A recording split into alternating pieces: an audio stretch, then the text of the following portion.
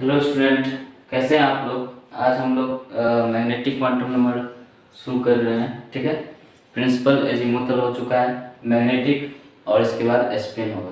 ठीक है, अ, और आप लोग वीडियो को ज़्यादा से ज़्यादा शेयर कीजिए, सब्सक्राइब कीजिए और बेल आइकन को प्रेस कर लीजिए ताकि आगे फर्दर अपडेट मिलता रहे। ठीक है, now let us start the video.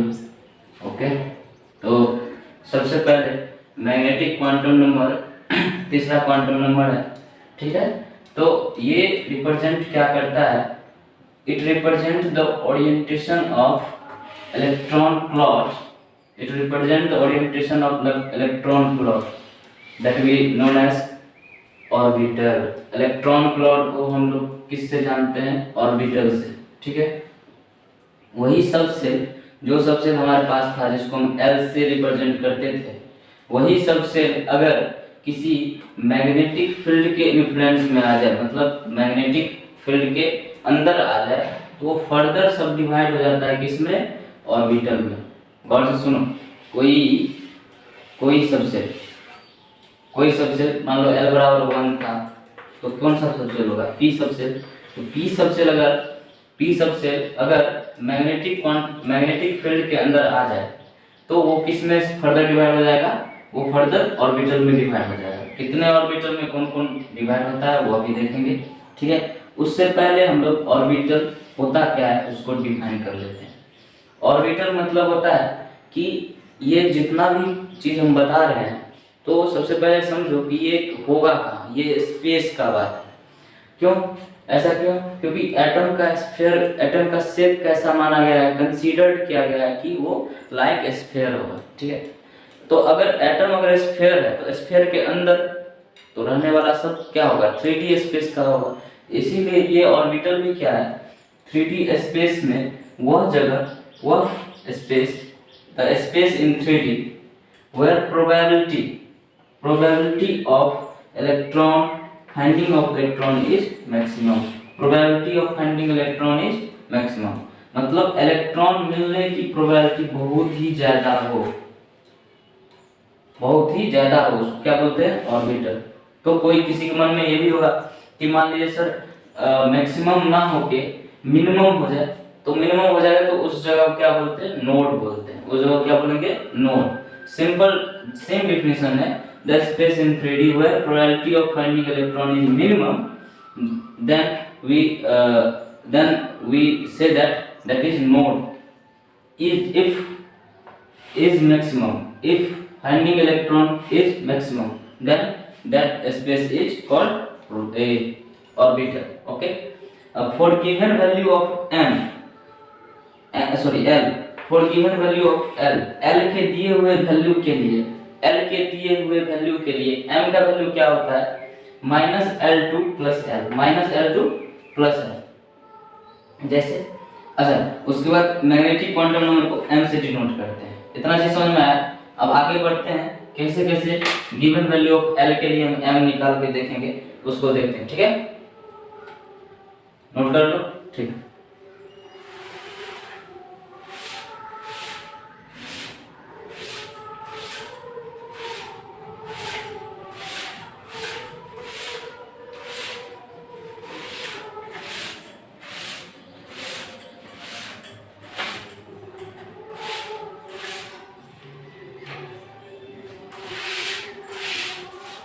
ठीक है, हम लोग स्टार्ट करते हैं।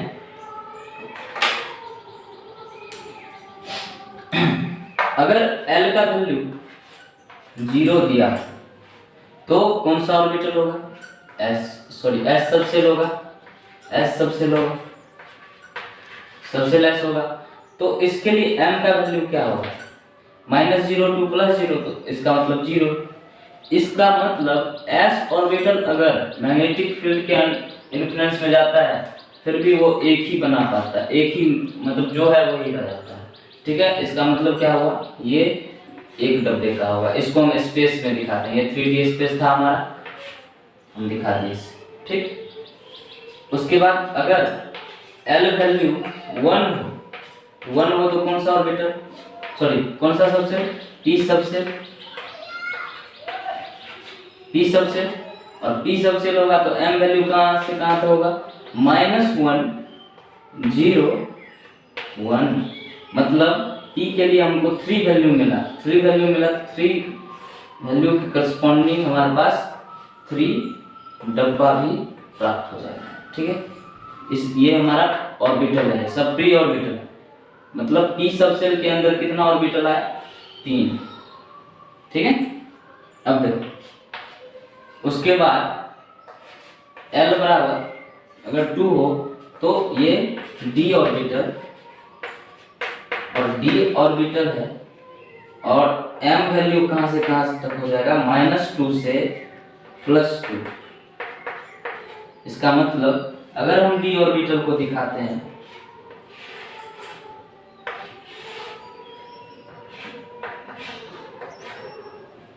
One two three four five, तो +2 -1 0, सॉरी +1 +2 +1 0 -1 और -2।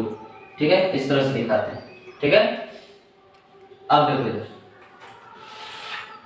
अब एक ऑर्बिटल को दिखाने के लिए to show one orbital we require 3 quantum number. कैसे कैसे, तो पहले तुमको n का वैल्यू पता हो कि n क्या है, फिर n क्या है, फिर तुमको l का वैल्यू मालूम करना पड़ेगा, ये l क्या है, फिर तुमको m का वैल्यू पता चल जाएगा। जैसे अगर हम कहें कि हमको बताओ कि 2p ऑर्बिटल के लिए 2p ऑर्बिटल के लिए हमको सब n value l value m value पता करना है। तो देखो कैसे करेंगे, ये क्या बता रहा है, ये जो है ये n वैल्यू बताता है, ये क्या बता रहा है, ये l वैल्यू बताता है। अगर यहाँ x y z कुछ लिखा रहता तो वो m वैल्यू बताता है, मतलब ओरिएंटेशन x एक्सिस, क्योंकि स्पेस को हम 3 एक्सिस में डिवाइड करते हैं, x y z, जो कि तीनों म्यूचुअली परपेंडिकुलर होता है। तो ये यहाँ पे अगर x y z रहता तो वो वही चीज बताता कि ये स्पेस में किस एक्सिस के लॉन्ग है, x के लॉन्ग है कि y के लॉन्ग है कि z के लॉन्ग है। ठीक है, तो हम लोग वो तो यहाँ लिखा नहीं, अगर x लिखा रहता तो ये m वैल्यू लिखा रहता। ठीक है, तो ये 2p ऑर्बिटल के लिए हमको क्या चाहिए, एक n वैल्यू चाहिए, l वैल्यू चाहिए, m वैल्यू चाहिए। इसका मतलब 3 क्वांटम नंबर हमको एक ऑर्बिटल को दिखाने के लिए चाहिए। इसका n वैल्यू कितना है 2, l वैल्यू कितना है 1 और m x। ठीक है, इतना चीज समझ में आया। अब गिवन सबसेल के अंदर, एक गिवन सबसेल के अंदर कितना इलेक्ट्रॉन रहता है, ऐसा क्वेश्चन पूछ लिया जाता है। ठीक है, एक बार सुना, हम सबसेल बोल रहे हैं, एक गिवन सबसेल के अंदर, in a given subshell, in a given subset number of electron is given by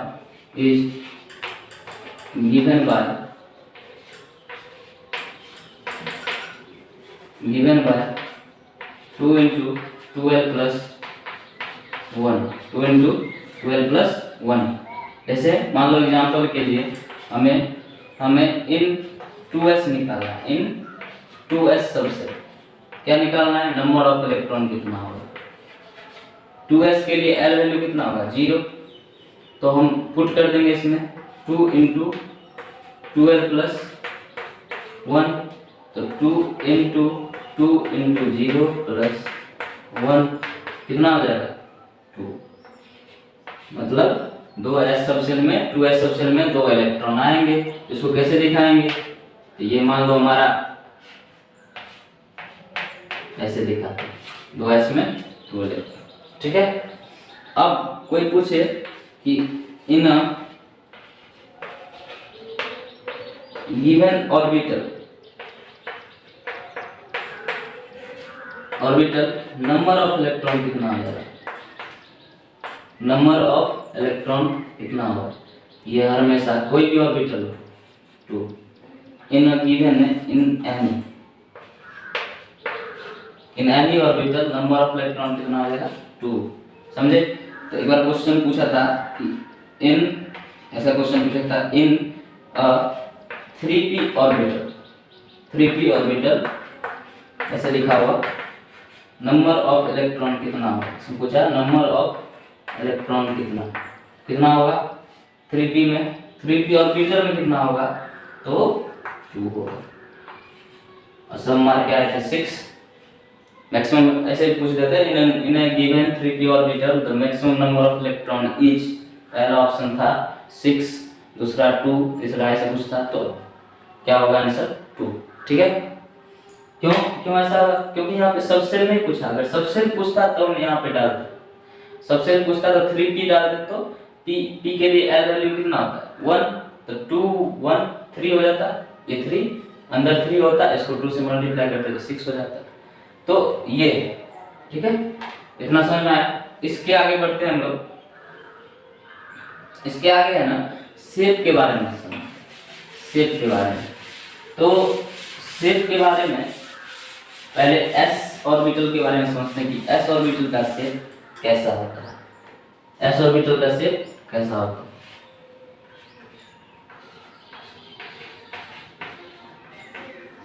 heading डाल दो सब, शेप ऑफ ऑर्बिटल, ठीक है। s ऑर्बिटल कितना कैसा होगा, कंसीडर किया गया, कंसीडर होता नहीं, कंसीडर एज अ स्फीयर,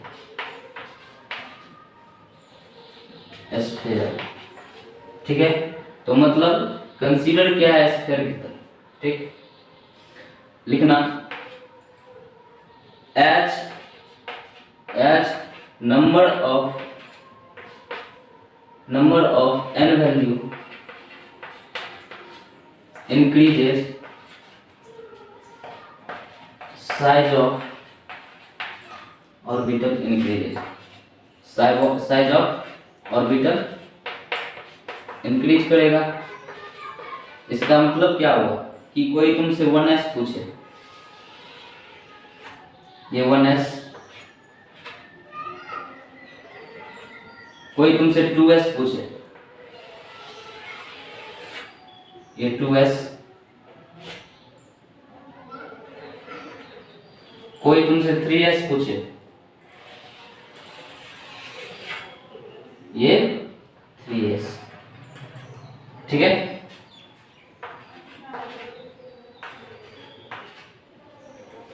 अब देखो तुम गौर से,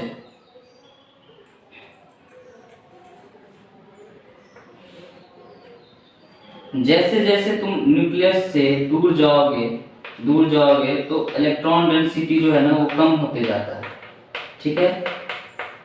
इसके अंदर ये इलेक्ट्रॉन डेंसिटी भरा पड़ा है, इस तरह से रहता है इलेक्ट्रॉन डेंसिटी, ठीक है।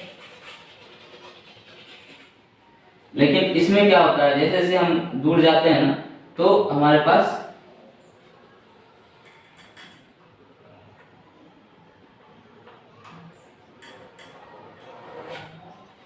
इस तरह से, और फिर इसके अंदर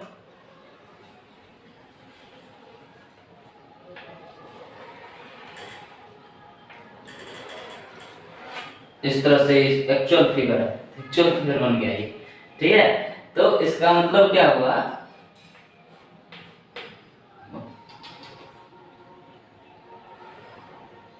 ठीक है, इसका मतलब क्या हुआ कि इसके बीच में एक खाली जगह तुमको दिख रहा होगा। वो खाली जगह का मतलब क्या है, तो वो खाली जगह का मतलब है कि ये नोड को रिप्रेजेंट कर रहा है। हम क्या बोले थे कि ऐसा स्पेस जिसमें फाइंडिंग ऑफ इलेक्ट्रॉन मिनिमम हो उसको क्या बोलते हैं, नोड बोलते हैं। तो इसका मतलब ये नोड है। हम कैसे समझ गए कि एक ही स्पेस ऐसा होगा, दो क्यों नहीं हो सकता था, तो वो नोड का कैलकुलेशन किया जाता है। तो तुमको ही बताएंगे नोड का कैलकुलेशन कैसे करते हैं।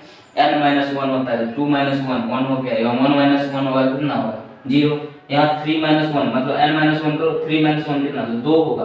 तो 2 ऐसा जगह तुमको मिलेगा। इसका मतलब क्या होगा, इसका मतलब क्या होगा कि 2s ऑर्बिटल में हम इधर से जैसे जैसे दूर आएंगे, न्यूक्लियस से जैसे जैसे दूर जाएंगे तो इलेक्ट्रॉन डेंसिटी का जो प्लॉट है ना वो धीरे धीरे कम हो जाता है, और फिर कम होने के बाद फिर से जनरेट हो जाता है, तो इसका मतलब जहाँ कम हुआ वहाँ एक नोड था।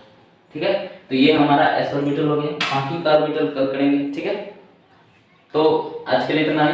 चैनल को लाइक कीजिए, सब्सक्राइब कीजिए, शेयर कीजिए। और एक बात, हम 12th का भी टॉपिक शुरू करने जा रहे हैं, तो अपने जो भी दोस्त हैं आपके 12th में उनको शेयर कर दीजिए चैनल। ठीक है, थैंक यू।